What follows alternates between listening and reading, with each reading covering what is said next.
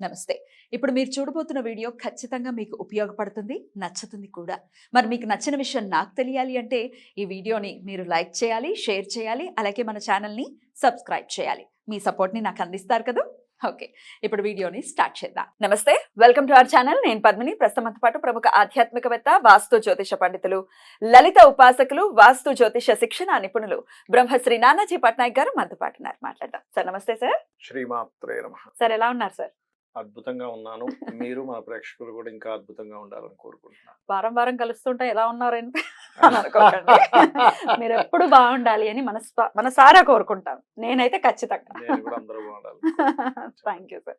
Sir ప్రతి ఏకాదశికి కూడా విశేషంగా ఏకాదశి విశిష్టతను మీరు తెలియచేస్తూనే ఉన్నారు. పుష్య బహుళ పక్ష ఏకాదశి వచ్చేస్తోంది. ఈ 6వ తారీఖున మంగళవారం ఏకాదశి, శక్తుల ఏకాదశిగా పిలిచేటటువంటి ఏకాదశి. మరి దీని ప్రాముఖ్యత ఏంటి, ఎలా ఆ రోజున వినియోగించుకోవాలి సార్? దీనికి ఉన్న ప్రాముఖ్యత ఏమిటి, శాస్త్రాల్లో ఏం చెప్పారు అంటే, దీనికి మనకు చూడండి, మనం ఏదైనా ఒక పని చేసినప్పుడు దాని లాభం వస్తుందో లేదో మనకి అర్థం కాదు. ఒక పని చేసాము, దానికి తగ్గ ఫలితం రావాలి అని కోరుకుంటూ ఉంటాం. ఈ ఏకాదశికి ఉన్న ప్రత్యేకత ఏమిటి అంటే, ఆ రోజు గనక ఏకాదశి నాడు గనక ఎవరైతే పాలు ఉంటాయి చూసారా, పాలని మిశ్రీని కలిపి శివాలయంలో గనక ఎవరైతే శివునికి అభిషేకం చేసి అదే ఆలయంలో కూర్చొని విష్ణు సహస్రనామాలు ఎవరైతే చేస్తారో వాళ్ళకి వాళ్ళు చేసిన ప్రయత్నానికి ఫలితం లభిస్తుంది. ఈ ఏకాదశికి ఉన్న ప్రత్యేకత అనమాట. శివాలయంలో విష్ణు సహస్రనామాలు చేయాలి. పొద్దున్న సార్, ఉదయం పూటే చేయాలి. ఉదయం పూట చేయాలి. అలాగే ఇంకోటి ఏంటంటే, ఎవరికైనా సరే వాళ్ళ చంద్రుడు పాడవుతాడు చూసారు, వాళ్ళ జన్మజాతక చక్రాల్లో కేమద్రుమ యోగంలో కానీ నీచ స్థానంలో ఉండే చంద్రుడు కానీ అలా ఉన్నప్పుడు ఈ ఏకాదశి చేయడం ద్వారా ఆ దోషం పోతుంది. ఎప్పుడైనా గుర్తుపెట్టుకోండి, ఇప్పుడు వచ్చేటువంటి ఏకాదశికి చంద్రుడు వృశ్చిక రాశిలో ఉంటాడు. ఎండింగ్ డిగ్రీస్లో ఆల్మోస్ట్ జ్యేష్ఠ నక్షత్రం 4వ పాదంలో ఉండగా పడుతుంది ఏకాదశి. కొంచెం దాని తర్వాత మనకి 2 డిగ్రీలను తీసుకుంటే ద్వాదశంలోకి వచ్చేస్తాడు చంద్రుడు ఆల్మోస్ట్ మధ్యాహ్నం సాయంత్రం కల్లా. అంటే ఏమిటి, చంద్రుడు నీచస్థానంలో ఉన్నప్పుడు చేసేటువంటి ఏకాదశి సంబంధించిన పూజాది విధానం ఏదైతే ఉందో, ఇందాక నేను చెప్పినట్టుగా వాళ్ళ పర్సనల్ చార్ట్లో ఎవరైతే పూజలు చేస్తారో వాళ్ళకి చంద్రుడు బాలేడు అనుకోండి, అంటే కేమద్రుమ యోగంలో కానీ నీచ స్థానంలో కానీ లేకపోతే షష్టాష్టక ద్వాదశ స్థానాల్లో ఉన్నప్పుడు ఏమవుతుందంటే మనసు కకలావికలంగా ఉంటుంది. అంటే దేని మీద కాన్సన్ట్రేషన్ చేయలేక, ఏదైనా చేద్దామంటే మనసు దాని మీద స్థిరంగా ఉండక, ఏం చేయాలో తోచక కొంతమంది ఉంటుంటారు చూడండి. కొంతమంది ఇట్లాంటి బాధలతోనే చాలా మంది ఇబ్బందులు పడుతున్నారు ఇప్పుడు. అవునండి, అవును. ఎందుకంటే ఇన్బ్యాలెన్స్ అయిపోయింది వాళ్ళ లైఫ్. వచ్చిన ఆదాయం తక్కువ, కట్టాల్సిన అప్పులు ఎక్కువ, లేకపోతే చుట్టూ ఉన్న వాళ్ళ ఏడుపులు ఎక్కువ. ఇవన్నీ అయిపోయేసరికి ఏమవుతుందంటే వాళ్ళు మనసు స్థిమితంగా లేదు. ఈ ఏకాదశి ప్రత్యేకంగా స్థిమితమైన మనస్సుని ఇవ్వడానికి, వీళ్ళు ఏదైతే ప్రయత్నం చేస్తుంటారో ఆ ప్రయత్నం ఫలించడానికి యోగిస్తుంది ఏకాదశి అనేటువంటి ప్రధానంగా. దాంతో పాటు ఈ ఏకాదశికి ఎవరైతే పెరుగన్నాన్ని శివుడి దగ్గర కానీ అదేవిధంగా విష్ణు దగ్గర కానీ పెరుగన్నాన్ని కనుక కలిపి నైవేద్యంగా పెట్టి 11 మందికి సరిపోయేంత పెరుగన్నాన్ని, దాంతో పాటు ఒక 3 ఎరుపు అన్నం కలిపినటువంటి మన కుంకుమ కానీ లేకపోతే కలిపినటువంటి అన్నం ముద్దలు 3 ముద్దలు తీసుకెళ్లి కాకికి పెట్టి ఈ 11 మందికి సరిపోయేంత పెరుగన్నాన్ని పేదలకు పంచిపెట్టాలి. అలా గనక చేసినట్లయితే వీళ్ళకి ఏదైతే మానసిక రుగ్మతలు, మానసికంగా ఇబ్బందులు ఉండడము, అనుకున్నటువంటి పని నెరవేరడం. ఎందుకంటే చంద్రుడు ఫ్రూట్ కారకుడు. అంటే ఫలితం రావాలనుకోండి, మన జన్మజాతకంలో చంద్రుడు బాగుంటేనే ఫలితం వస్తుంది. చంద్రుడు బాగోలేడు, ఫలితం రాదు. మీకు ప్రశ్నాశాస్త్రంలో ప్రశ్న వేసిన, ఇప్పుడు ప్రశ్న వేసాం, నాకు ఈ ఫలితం వస్తుందా అని. చంద్రుడు గనక శుభగ్రహంతో చూడబడింది అనుకోండి, అంటే గురువుతో కానీ శుక్రుడితో కానీ చూడబడుతున్నాడు, ఆ భావం బాగుంది, అప్పుడు మనం టక్కని చూసి ఏమంటే మీకు ఇప్పుడు ఈ ఫలితం మీకు వస్తుంది అని చెప్పొచ్చు. చంద్రుడు బాలేడు, ఫలితం రాదు. అలాగే ఈ చంద్రుడు ఇప్పుడున్న స్థితికి ఈ ఏకాదశికి చంద్రబలం మనం ఈ సాధన ద్వారా పెంచుకోవచ్చు. మీరు చేసే కార్యక్రమానికి, మీ జన్మజాతకంలో దానికి. ఏకాదశి అంటేనే మనల్ని ఉపవాసం ఉండమని చెప్తారు సార్. మరి మనము ఇంకొకరికి ఫుడ్ డొనేట్ చేయొచ్చా?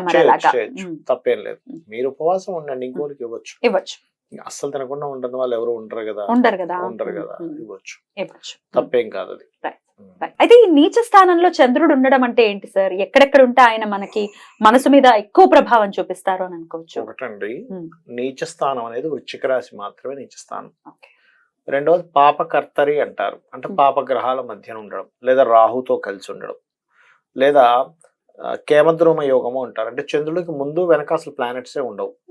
అంటే చంద్రుడు ఉదాహరణకి ఒక మేషరాశిలో ఉన్నాడు, వృషభము, మిథునము, వెనక్కి వెళ్తే మీనము, కుంభము, ఈ రాశులు అసలు గ్రహాలు ఉండవు. అంటే ఎక్కడ ఉంటే అక్కడ నుంచి 2-3 రాశులు ఉండినప్పుడు ఏమవుతుంది, చంద్రుడు మనస్కారకుడు కదా, మనసు సింగిల్ అయిపోయింది, ఒంటరి అయిపోయింది. అందుకు మీరు అలాగా మనం గనక జాతక చక్రంలో గ్రహాలన్నీ రాహుకేతులకు ఒక వైపు వెళ్ళిపోయి చంద్రుడు ఒక్కడే ఒక వైపు ఉన్నాడు అనుకోండి, నాడీ ఆస్ట్రాలజీలో ప్రిడిక్షన్స్ ఏం చెప్తారంటే మీ తల్లి ఒంటరి అయిపోయిందండి అంటూ ఉంటారు. చంద్రుడు మనస్కారకుడు, తల్లి కారకుడు కదా. అప్పుడు నిజంగానే చూస్తే వాళ్ళ లైఫ్ లో వాళ్ళ తల్లి అంటే బంధువర్గంతో పెద్దగా కలవకపోవడము, లేకపోతే వాళ్ళ తల్లి గారు కొంచెం సింగిల్ గా పోరాడాల్సిన స్థితి రావడము, లేకపోతే వీళ్ళ మైండ్ సెట్ ఎప్పుడు ఏదో ఒక వేవరింగ్ గా ఉండడం జరుగుతూ ఉంటుంది. అందుకని ఏం చెప్తారంటే ఇలా ఉన్నటువంటి వారు మెడిటేషన్ చేయాలి, ఈశ్వరారాధన చేయాలి, పెరుగన్నాన్ని నైవేద్యంగా పెట్టి పంచాలి, లేకపోతే పాలని తీసుకెళ్లి ఈశ్వరుడికి నైవేద్యంగా మన అభిషేకంగా వారాలి. పంచగవ్యాలు తెలుసు కదా మీకు, పెరుగు, తేనె, వీటితోని ముఖ్యంగా అభిషేకం చేయడం, ఇవి చేయాలని చెప్పి చెప్తూ ఉంటారు శాస్త్రంలో. సో అప్పుడు డెఫినెట్ గా చంద్రుడు బలోపేతం అవ్వడం అనేది చంద్రుడు బలోపేతం అవుతాడు. దీంతో పాటు పౌర్ణమిలు ఎక్కువగా చేయాలి చంద్రుడు బలోపేతం అవ్వాలంటే. పౌర్ణమి రోజు లలిత సహస్రనామాలు చదువుతూ చనివిని నైవేద్యంగా పెట్టి దాన్ని స్వీకరించడము, ఇవి గనక చేసినట్లయితే చంద్రుడి యొక్క బలం పూర్తిగా పెరుగుతుంది వీరికి. అదే విధంగా తల్లి గారితో పోట్లాడకూడదు. చంద్రుడు వీక్ గా ఉన్నాడు అనుకోండి, సర్వసాధారణంగా ఏమవుతుందంటే చంద్రుడు వీక్ గా ఉండడం వేరు, చంద్రుడు మాతృదోషంతో పుట్టడం వేరు, మాతృశాపంతో పుట్టడం వేరు. మాతృశాపంతో పుడితే ఏమవుతుందంటే 4 పిల్లలు ఉన్నారనుకోండి, ఆ తల్లి ఆ ఒక్క పిల్లడి మీద మాత్రం ఎందుకో వాళ్ళిద్దరికి ఎప్పుడు గొడవ వస్తుంది, మిగతా ముగ్గురుతో బాగుంటుంది. అర్థం కాదు ఇదేమిటి మరి అందరితో బాగుండకూడదు కదా అంటే, ఈ వ్యక్తి పూర్వజన్మల్లో తల్లితో ఏదో ఆవిడని బాధ పెట్టేలాగా ఏదో ప్రవర్తించుంటాడు, ఈ జన్మలో తల్లే శత్రువుగా వస్తుంది, దాన్ని మాతృశాపము అంటారు. అలాంటప్పుడు ఇది పూర్వజన్మలో చేసినటువంటి కర్మ అనేటువంటిది అర్థం చేసుకొని ఈ జన్మలో ఓకే నేను పూర్వజన్మలో చేసిన కర్మ ఇప్పుడు అనుభవిస్తున్నాను కదా అని సైలెంట్ గా ఉండాలి, కానీ ఇంకా కొట్లాడితే ఇంకో 10 జన్మలు పెరుగుతుంటుంది. కాబట్టి అది చేయకూడదు పొరపాటును కూడా. అసలు ఒకవేళ బలంగా ఉన్నా తల్లితో పోట్లాడటం ఏమిటి ఉంటుందండి, తగ్గుతుంది కదా అప్పుడు.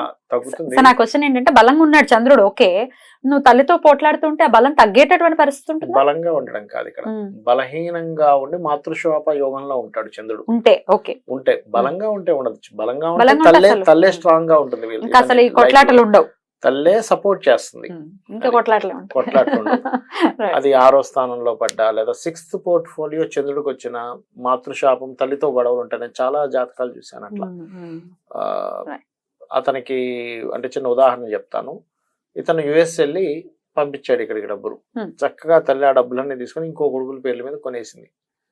అదేంటి నా డబ్బులతో వాళ్ళు కొన్నావు అంటే, నేను చదివించాను నిజాలు, నువ్వు ఇవేం అడగకంటే వీళ్ళిద్దరికి కోర్టు కేసెస్ నడుస్తున్నాయి. నేను చదివించాను కాబట్టి నువ్వు నన్ను ఏం అడగకూడదు, నేను ఏమైనా చేసుకుంటాను అంటే ఇతను ఏంటి, అయ్యో నేను ఓకే, ఇందులో ఎంతో కొంత లాజిక్ ఉంది కానీ పాప ఆ పిల్లాడికి అన్యాయం చేయకూడదు కదా. చెప్పే విధానం వేరే ఉంటుంది కదా, నేను కొనిచ్చానులే, నువ్వు కొనుక్కో, శక్తి ఉంటుంది, అధికారం ఉంది తల్లికి, చక్కగా చెప్పి ఇవ్వచ్చు, నేను ఇట్లా వీళ్ళకి కొనిస్తున్నాను ఈ డబ్బులతోని నాకు ఉన్నది. అలా రివర్స్ లో అయ్యేసరికి వీళ్ళిద్దరికి కోర్టు కేసెస్, ఈవిడ తల్లి మీద ఇతను కోర్టు కేసు వేయడం, లేదా ఆవిడ కొడుకు మీద కోర్టు కేసు వేయడం జరిగింది.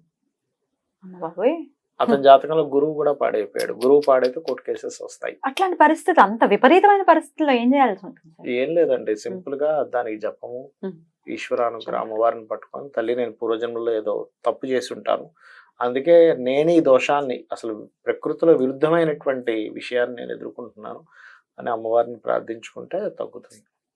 సార్ ఏ తల్లైనా ఈ బిడ్డలు ఇద్దరు బిడ్డలు ఉంటే 2 కళ్ళలుగానే చూసుకుంటారు. అబ్బాయి ఇది వీళ్ళు ఎక్కువ వీళ్ళు తక్కువ అనేది ఉండదు.